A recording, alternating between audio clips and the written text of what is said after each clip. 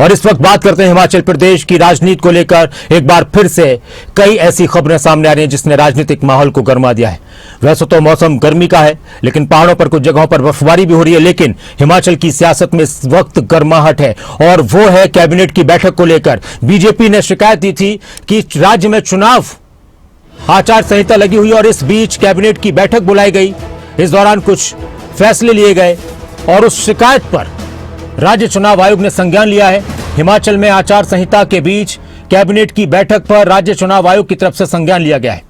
शुक्रवार 22 मई को कैबिनेट की बैठक हुई थी, हिमाचल कैबिनेट की बैठक हुई थी। आचार संहिता के उल्लंघन की बीजेपी ने शिकायत दी। मामले पर राज्य चुनाव आयोग की तरफ से संज्ञान लेते हुए चीफ सेक्रेटरी को, मुख्य सचिव को पत्र लिखा गया है। सरकार से स्पष्टीकरण मांगा गया है। वार पलटवार का दौर जारी है। बीजेपी ने वोटर्स को प्रभावित करने का आरोप लगाया है, तो वहीं अभी सरकार की तरफ से यह कहा गया है कि कोई नया फैसला नहीं, सब रूटीन के काम है। हमारे साथ इस वक्त प्रदीप ठाकुर हमारे ब्यूरो शिमला से जुड़ चुके हैं। प्रदीप, एक बार फिर से हिमाचल की राजनीतिक सरगर्मियां बढ़ चुकी हैं, माहौल गर्मा चुका है। चुनाव आयोग का संज्ञान, कैबिनेट की बैठक पर बीजेपी और कांग्रेस में वार पलटवार, क्या कुछ कहा जा रहा है दोनों पक्षों की तरफ से? बिल्कुल, देखिए, पंचायती राज संस्थाओं के चुनाव हो रहे हैं हिमाचल में और 26, 28 और 30 मई को वोटिंग होनी है। लेकिन उससे पहले पिछले कल जो कैबिनेट बैठक हुई है और उसमें कई महत्वपूर्ण फैसले लिए गए हैं, उसको लेकर बीजेपी जो है वो नाराज हो गई है और बीजेपी की तरफ से बाकायदा राज्य चुनाव आयोग को जो है एक डेलीगेशन जो है उनसे मिला राज्य चुनाव आयुक्त से और उसमें शिकायत दर्ज करवाई है। जो बीजेपी चुनाव प्रकोष्ठ संयोजक हैं जेसी शर्मा, उनके नेतृत्व में इस प्रतिनिधि मंडल ने मुलाकात की, जिसमें शिमला जिला बीजेपी के अध्यक्ष केशव चौहान भी मौजूद रहे और उसमें ये आरोप लगाया गया है, एक ज्ञापन जो है सौंपा गया है कि पंचायती राज चुनावों के लिए आचार संहिता लागू है प्रदेश में और ऐसे में 22 मई को जो मंत्रिमंडल की बैठक हुई है उसमें भर्ती, वित्तीय लाभ, वेतन वृद्धि, पेंशन और जन कल्याणकारी योजनाओं से जुड़े निर्णय लिए गए हैं जो सीधे तौर पर चुनाव प्रक्रिया को प्रभावित कर रहे हैं। तो ये आरोप लगाए गए हैं। हालांकि राज्य चुनाव आयोग, प्रदीप मैं आता हूं आपके पास। हमारे साथ हिमाचल प्रदेश के पूर्व मुख्यमंत्री और मौजूदा नेता विपक्ष जयराम ठाकुर जी जुड़ चुके हैं। बहुत बहुत स्वागत है आपका जयराम ठाकुर जी खबर अभी तक पर। जी धन्यवाद। जयराम ठाकुर जी, बीजेपी की तरफ से ये शिकायत दी गई चुनाव आयोग में कि आचार संहिता के बीच कैबिनेट की बैठक बुलाई गई और उस दौरान कुछ फैसले लिए गए, कुछ घोषणाएं की गई। सरकार की तरफ से कहा जा रहा है, कांग्रेस के नेताओं की तरफ से, कि सब रूटीन का काम था, कोई नई बात नहीं थी। देखिए, ये सरकार क्या कहती है, सारी चीज का जो है वो चुनाव आयोग में मुझे लगता है कि संज्ञान लेगा ही लेगा जी। क्या है रूटीन की चीज, क्या थी इसमें? इनकी कैबिनेट की बैठक में फैसले वो हुए जो पंचायत के चुनाव को प्रभावित कर सकते हैं जी।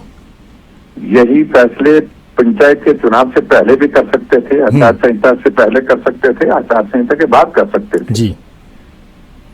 क्योंकि पंचायत के चुनाव ये करवाना नहीं चाहते थे, हाई कोर्ट में जाकर के और सुप्रीम कोर्ट में लड़ाई लड़ने के बाद ये पंचायत के चुनाव अब हो रहे हैं।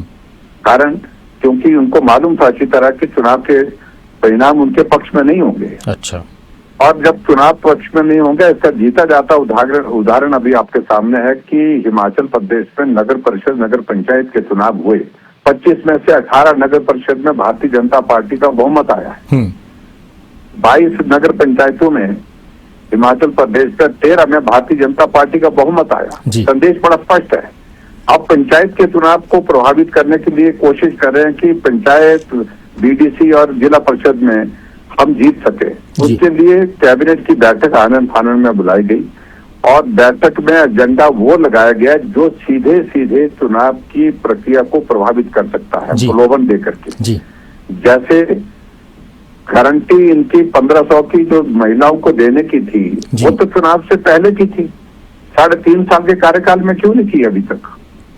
कितनी कैबिनेट गारंटी तो ये थी कि कैबिनेट की पहली बैठक में सरकार बनने के बाद 1500 रुपए हिमाचल प्रदेश में सभी को दे देंगे, जितनी भी महिलाएं हैं 18 से 60 साल की।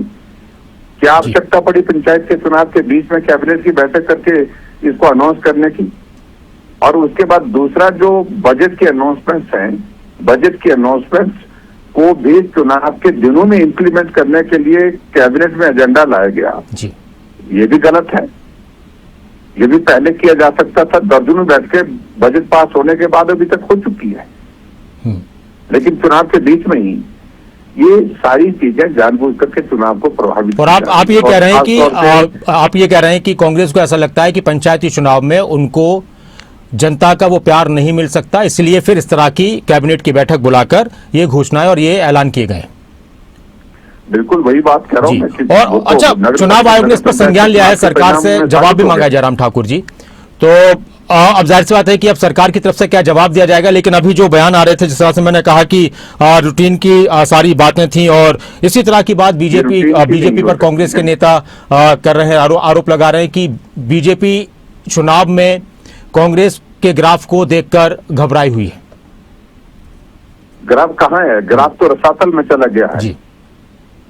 बहुत बुरी तरह से कांग्रेस हारी है हिमाचल प्रदेश में नगर परिषद और नगर पंचायत के चुनाव। अभी तो सिर्फ ये दो ही चीजों के परिणाम आए हैं।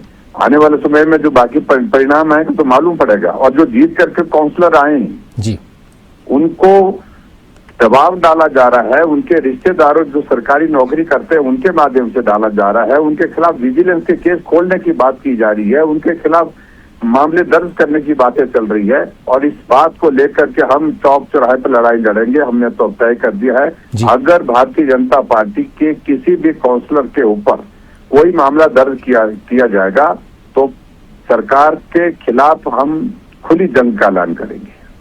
अच्छा, इस चुनाव को हिमाचल के जो आने वाले विधानसभा चुनाव उसके सेमीफाइनल के रूप में भी देखा जाए?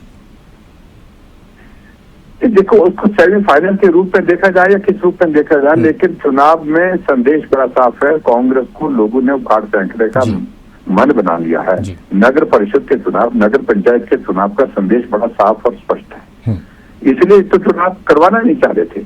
ठीक, बहुत बहुत शुक्रिया जयराम ठाकुर जी, खबरों अभी तक के साथ जुड़ने के लिए। हिमाचल प्रदेश के नेता विपक्ष पूर्व मुख्यमंत्री जयराम ठाकुर, जिनका कहना है कि कांग्रेस ने चुनाव में अपनी संभावित हार को देखते हुए ये कैबिनेट बुलाई, कैबिनेट की बैठक बुलाई और फिर इस तरह के ऐलान किए, इस तरह की बातें कही। प्रदीप भी हमारे साथ हैं। प्रदीप, आप सुन रहे थे जयराम ठाकुर जी को और मेरे जहन में नहीं था आप भी उनसे कोई सवाल करते। जी प्रदीप। बिल्कुल, देखिए जगत सिंह नेगी जी भी हमारे साथ जुड़ चुके हैं। आप जगत सिंह नेगी जी से क्या सवाल करना चाहेंगे? बहुत बहुत स्वागत है आपका जगत सिंह नेगी जी खबरें अभी तक पर।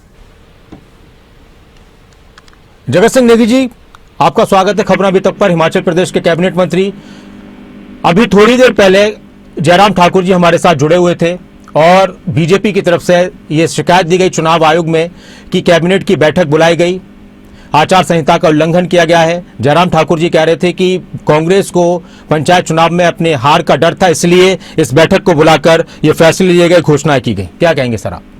हाँ, इस बारे में एक तो मैं ये कहना चाहता हूँ कि विपक्ष जो है कोई भी बात जो है तर्क संगत नहीं रखते, लोगों को गुमराह करने की कोशिश करते हैं।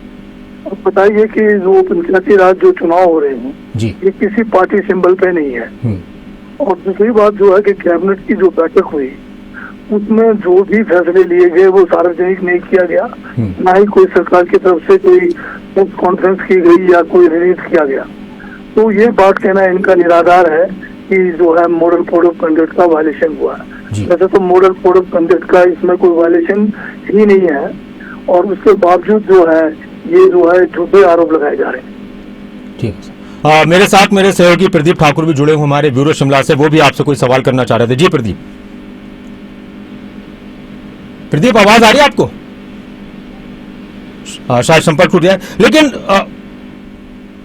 जगत सिंह नेगी जी, बीजेपी का यह भी कहना है कि हमारे जो समर्थित या बीजेपी से ताल्लुक रखने वाले काउंसलर वगैरह जीतकर आए हैं उन पर दबाव डाला जा रहा है और हम सड़कों पर उतरेंगे।